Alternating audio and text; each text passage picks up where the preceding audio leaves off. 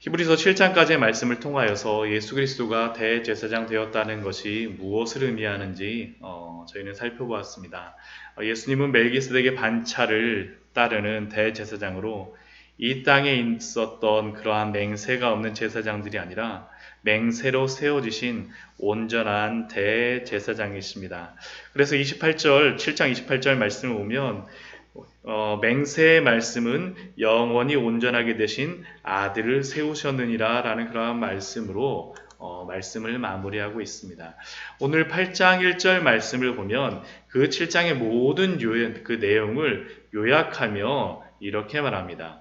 지금 우리가 하는 말의 요점은 이러한 대제사장이 우리에게 있다는 것이라. 즉 우리가 바로 온전하신 대제사장이신 예수 그리스도가 바로 우리와 함께 계시다는 겁니다. 레위 지파의 제사장은 고난에 동참할 수는 있었지만 그것을 초월할 수는 없었고, 또한 그들은 연약함을 동정할 수는 있었지만 그들 역시 연약한 가운데 또한 죄의 매인 가운데 있던 자였으나, 그러나 우리의 대제사장은 어떤 분이십니까? 고난에 동참하시며 그 모든 고난을 이기시고, 또한 우리의 연약함을 아시지만 죄가 없으신 분으로 그분만이 완전하신 대제사장이십니다. 그리고 그분이 바로 우리에게 있습니다. 그리고 그분은 어떤 분이십니까? 하늘에 지극히 크신 이의 보좌 우편에 앉으셨으니, 즉 이것은 예수님께서 대제사장이자 또한 왕으로 오신 분이라는 것을 우리에게 알려줍니다. 하늘에 계신 지극히 크신 이의 보좌 우편에 앉으신 분, 우리를 다스리시는 그러한 분이십니다. 그분이 대제사장 되셨다라는 것은 우리를 구원하셨다라는 그러한 의미이고, 또한 왕으로서 보좌에 앉으셨다라는 것은 구원하신 그 백성을 다스리신다라는 그러한 의미이기 때문에 결코 예수님께서는 우리의 구원을 확보하신 분으로서 다스리시기에 우리를 포기하지 않으시고, 그렇게 우리의 삶은 결코 침몰할 수 없다라는 것, 그러한 것을 두려워할 것이 없다라는 것을 우리가 이 말씀을 통하여서 알 수 있습니다. 그렇다면 그분은 어디에서 제사장으로서 왕으로서 섬기고 계십니까? 오늘 그 8절 2절 말씀서부터 5절까지의 말씀에서는 예수님이 어디서 다스리시는지를 우리에게 말씀하여 주시죠. 성소와 참 장막에서 섬기는 이시라. 성소와 참 장막에서 섬기는 이것이 얼마나 우리에게 큰 위안을 줍니까? 인간 대제사장은 이 땅에 있는 성소에서 그 광야의 그 40년 동안의 그러한 출애굽의 그러한 모습을 보게 되면 그 출애굽 내내 그들은 예비하였던 그 성소, 그 광야의 길을 따라서 하나님의 인도하심을 따라 구름 기둥이 떠오르면 그 구름 기둥을 따라서 이렇게 움직여서 가고, 또한 구름 기둥이 내려앉으면 그 성소를 다시 그곳에 만들고 하였었지만, 완전하신 대제사장이신 예수 그리스도는 그 하늘 성소에 계심으로 말미암아 이곳 저곳을 다닐 필요가 없으십니다. 이 광야를 헤매었던 대제사장과 같이 이곳저곳을 다니시는 분이 아니라 예수 그리스도는 그곳에서 우리를 위하여서 오늘도 섬기고 계십니다. 그렇기에 우리는 우리에게 돌아갈 참 성소를 바라보며 우리는 나아갈 수가 있습니다. 예수님이 계셨던 그 성소는 어떤 것입니까? 모형과 그림자의 8장 5절 말씀과 같이 모형과 그림자에 속한 그러한 성소가 아니라 하늘에 속한 그 참 장막에 계시는 분으로 오늘도 우리를 다스리시는 그러한 분이십니다. 그 예수 그리스도는 또한 우리에게 어떤 분이십니까? 우리 6절 말씀을 보면 우리에게 이렇게 말씀합니다. 우리 6절 말씀 같이 한번 읽도록 하겠습니다. 그러나 이제 그는 더 아름다운 직분을 얻으셨으니 그는 더 좋은 약속으로 세우신 더 좋은 언약의 중보자시다. 예수님은 하늘의 그 참 장막에서 섬기고 계시는 분이신데, 그분은 어떤 분이시냐면 더 좋은 언약의 중보자라고 우리에게 알려주고 있습니다. 오늘 말씀을 보면 언약이라는 단어가 굉장히 많이 반복이 됩니다. 6절 말씀에서도 언약의 중보자, 7절 말씀에서도 첫 언약, 8절 말씀에서도 새 언약, 9절 말씀도 언약, 뒤에 후반절에도 언약하면서 이게 굉장히 언약이라고 하는 것을 굉장히 강조하고 있습니다. 근데 이 언약을 그냥 이야기하는 것이 아니라 두 가지의 언약을 비교하면서 우리에게 알려줍니다. 첫 번째 언약과 7절 말씀을 보면 첫 언약과 둘째 것, 두 번째 언약입니다. 근데 이 두 번째 언약은 특별히 무엇으로 불리냐면 새 언약으로서 불리고 있습니다. 그런데 왜 이렇게 두 가지의 두 언약을 우리에게 주셨을까요? 첫 언약, 그 새 언약. 왜 이 첫 언약을 첫 언약으로서 완성하신 것이 아니라 두 번째 언약을 주십니까? 그것은 7절 말씀에 저희가 볼 수 있는 것처럼 그 첫 번째 언약에 흠이 있었기 때문입니다. 무음하였던 것이 아니라 무엇인가 문제가 있었다라는 것이죠. 그 첫 언약으로 인하여서 벌어진 것이 무엇이었습니까? 9절 말씀을 보면 이 첫 언약은 하나님께서 그들의 열조의 손을 잡고 애굽 땅에서 인도하여 내던 날과 같이 그들과 맺었던 언약이 바로 첫 언약인데, 그러니까 출애굽기의 그러한 사건을 통하여서 하나님께서 십계명을 주시고 또한 내 백성을 삼아주리라고 말씀하시는 것이 다 그 첫 언약을 맺으신다라고 오늘 히브리서 말씀에서는 우리에게 알려주는 겁니다. 그런데 이 첫 언약의 문제가 무엇이었습니까? 그 9절 후반절 보면 그들은 내던 달에 그들과 맺은 언약과 같지 아니하도다. 그들은 내 언약에 머물러 있지 아니하므로. 문제는 그 첫 언약을 맺기는 했었는데 그 이스라엘 백성들이 그 첫 언약에 머물러 있지 아니하였다라는 겁니다. 그래서 결과적으로 어떻게 됩니까? 하나님이 그들을 돌보지 아니하였도다. 하나님이 그들을 돌보지 않는 일이 발생합니다. 이것은 하나님이 그들을 버리셨다라기보다는 그들이 스스로 하나님으로부터 떠나가 버린 겁니다.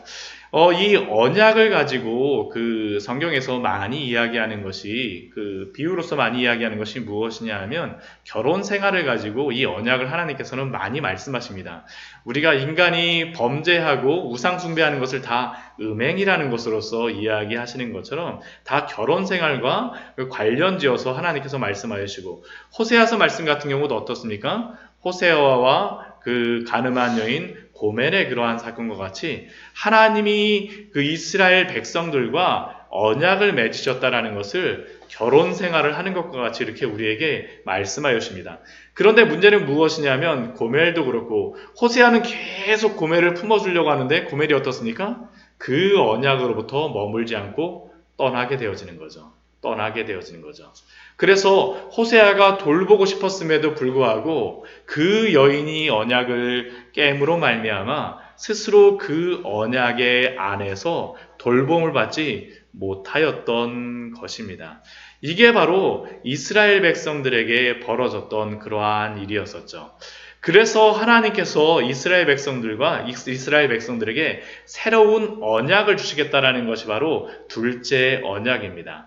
8절 말씀을 보면 내가 이스라엘 집과 유다 집과 더불어 새 언약을 맺으리라. 그런데 이 사람들은 이 출애굽기의 그 언약을 보면서 이렇게도 많이 생각을 합니다. 출애굽기의 언약은 하나님이 은혜로 다 주신 언약이 아니라 그냥 이 율법을 지키면 하나님이 택하시고 하나님의 백성을 삼으시고 이 율법을 지키지 않으면 하나님의 백성을 삼으시지 않는 그러한 은혜의 언약이 아니라 그냥 행위 언약이다라고 생각을 하는데 그렇지 않습니다. 우리 9절 말씀을 보면 저에게 분명히 알려주는 것이 무엇입니까?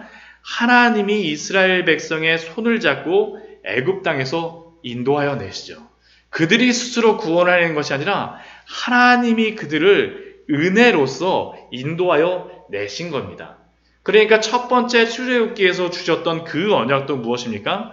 은혜 언약이었습니다. 그들이 행위 언약으로서 주신 것이 아니라 은혜 언약으로서 주셨던 겁니다. 그런데 문제가 무엇입니까?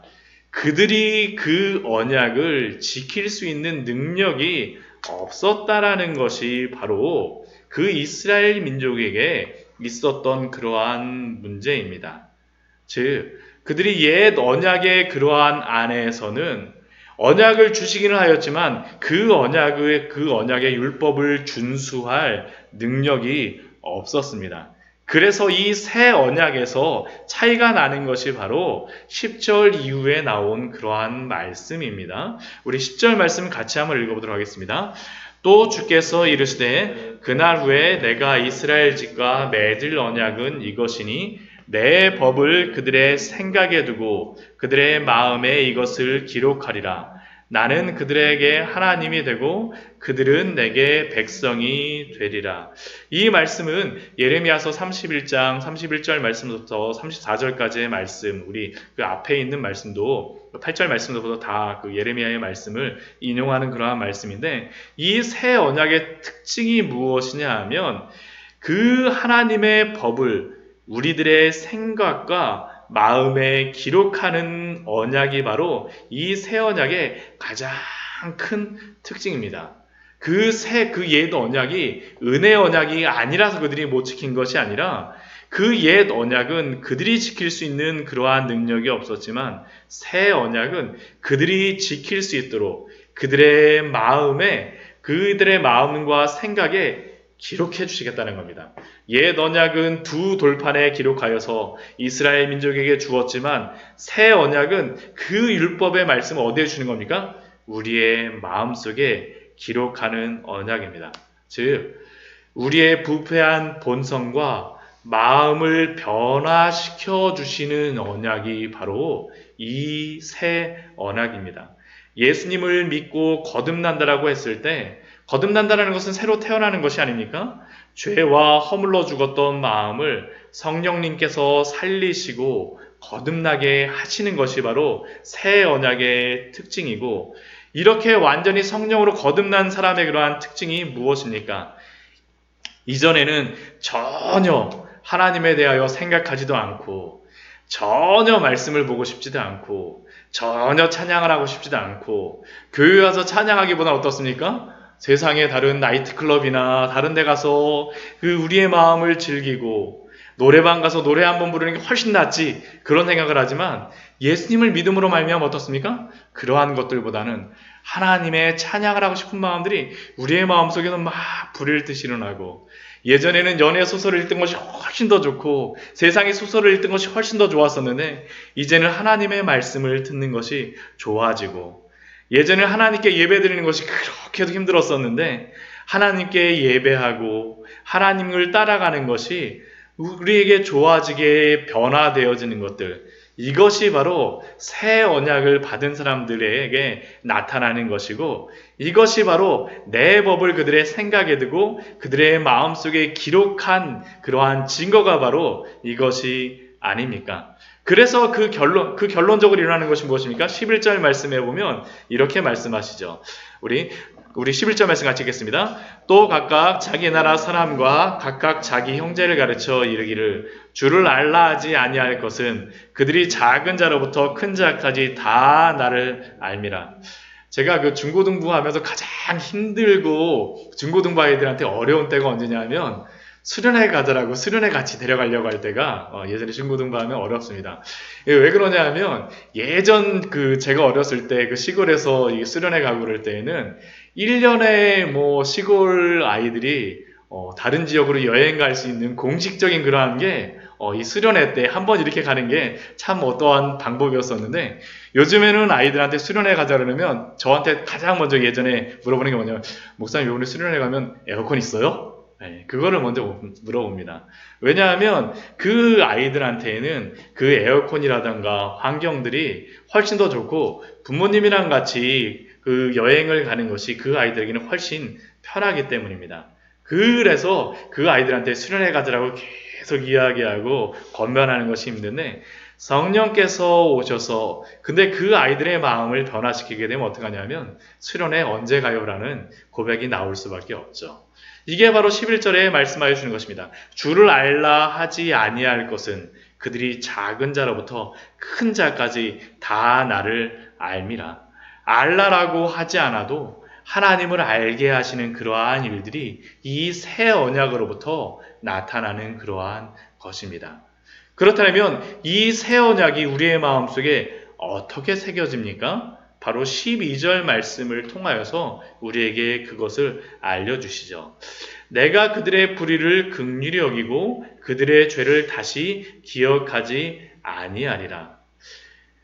이 말씀이 무엇이겠습니까? 여기서 긍휼히 여긴다라고 이야기하는 이 긍휼이라는 이 단어는 그 헬라어적인 그러한 어원으로 보자면 시은소 있지 않습니까? 속죄소하고 동일한 그러한 어원에서 나오는 것입니다. 그러니까 결국 이 긍휼히 여기고 그들의 죄를 다시 기억하지 아니하리라는 것은 결국 예수 그리스도의 그러한 우리에 대한 구원을 이야기하는 것이죠. 이 속죄소에서 일어나는 그 사건이 무엇이었습니까? 로마서 말씀에 보면 로마서 3장 24절 25절 말씀에 보면 바로 이 속죄소에 대한 그 확실한 것을 우리에게 말씀하여 주십니다. 로마서 3장 말씀을 같이 한번 보도록 하겠습니다. 로마서 3장 24절 25절의 말씀입니다. 24절, 25절 말씀입니다. 3장 24절, 25절 같이 읽겠습니다. 그리스도 예수 안에 있는 속량으로 말미암아 하나님의 은혜로 값없이 의롭다 하심을 얻은 자 되었느니라. 이 예수를 하나님이 그의 피로써 믿음으로 말미암는 화목제물을 삼으셨으니 이는 하나님께서 길이 참으시는 중에 지은 죄를 간과하심으로 자기의 의로우심을 나타내려 하심이니. 여기서 25절 말씀에 보면 그 화목제물로 예수 그리스도를 삼으셨다라고 하는데 이 화목제물이 이 70인경에 보면 이 구약성경에서는 무엇으로 번역이 되냐면 이게 바로 시은자입니다. 속죄소입니다. 왜 이것이 은혜가 되어집니까? 그 대제사장이 그 어린 양의 피를 가지고 그 속죄제물의 피를 가지고 들어갔을 때 하는 것이 무엇입니까? 그 속죄소 위에 그 피를 뿌리는 것이죠. 그 피를 뿌리는 것. 예수 그리스도가 그 피를 뿌리심으로 말미암아 그 예수 그리스도의 그 십자가의 그 예수 그리스도를 믿는 모든 자들은 그 죄를 하나님께서 보는 것이 아니라 무엇을 보십니까? 그 속죄소 위에 뿌려진 그 피. 예수 그리스도의 그 피를 보심으로 말미암아 하나님께서는 그 죄를 간과하신다라는 겁니다. 간과. 그렇기에 우리가 죄가 없어서 의로운 것이 아니라 우리는 여전히 불의한 자이고 죄가 많은 자이지만 하나님이 우리의 불의를 긍휼히 여기시고 예수 그리스도의 그 뿌려진 피를 보심으로 말미암아 우리를 긍휼히 여기시고 그 우리의 죄를 다시 기억하지 아니하신다라는 것이 바로 새 언약의 핵심입니다. 그게 바로 오늘 8장 12절의 말씀입니다. 로마서 말씀과 동일한 겁니다. 내가 그들의 불의를 긍휼히 여기고 그들의 죄를 다시 기억하지 아니하리라. 우리가 결혼 생활을 하고 나서 그 벌어지는 그러한 일들이 무엇입니까? 예전 10년 전, 20년 전의 그러한 사건들을 생각하면서 당신이 이거 잘못했죠. 당신 이거 잘못했었잖아 하면서 서로에게 원망하고 예전의 것을 용서하지 못하지만 우리 하나님께서는 어떠신다라는 겁니까? 그 모든 죄를 다시 기억하지 아니하리라. 왜 그렇습니까? 우리 주 예수 그리스도의 뿌려진 피를 보고 그 혼인 언약을 깨버렸던 이스라엘 백성들을 그 죄를 기억하시지 않으셨던 것처럼 우리의 죄를 기억하지 않으시고 우리의 불의를 기억하지 않으시고 우리를 긍휼히 여기심으로 넘어가 주시겠다라는 것이 바로 새 언약의 핵심입니다. 그래서 우리가 바로 어떠한 사람들이 되어지는 겁니까? 8장 10절 우리 후반절 말씀에 보게 되면 이렇게 기록되어 있습니다. 나는 그들에게 하나님이 되고 그들은 내게 백성이 되리라. 다시 그 언약을 옛 언약이 완전히 폐하여진 것이 아니라 무엇입니까? 완성하신 겁니다. 다시 그 백성으로 삼아 주시겠다는 겁니다. 이 나는 그들에게 하나님이 되고 그들은 내게 백성이 되리라라는 이 말씀은 여기서만 나온 그러한 말씀이 아닙니다. 출애굽기에서 이스라엘 백성들을 택하실 때에도 바로 이것이 그들에게 주셨던 그러한 약속이었습니다. 우리 출애굽기 6장 7절 말씀 한번 같이 한번 보도록 하겠습니다. 출애굽기 6장 7절의 말씀입니다. 하나님이 이 언약은 새 언약이나 옛 언약이나 언약을 맺은 백성들에게 주시는 그 약속은 바로 이것입니다. 똑같은 언약을 주시는 겁니다. 새 언약을 하시고 나서도 하나님께서 주시는 것이고 옛 언약에서도 주시는 것이 바로 이것이었습니다. 출애굽기 6장 7절의 말씀입니다. 출애굽기 6장 7절 말씀 우리 같이 읽도록 하겠습니다. 너희는 내 백성으로 삼고 나는 너희의 하나님이 되리니 나는 애굽 사람의 무거운 짐 밑에서 너희를 빼낸 너희의 하나님 여호와인 줄 너희가 알리라.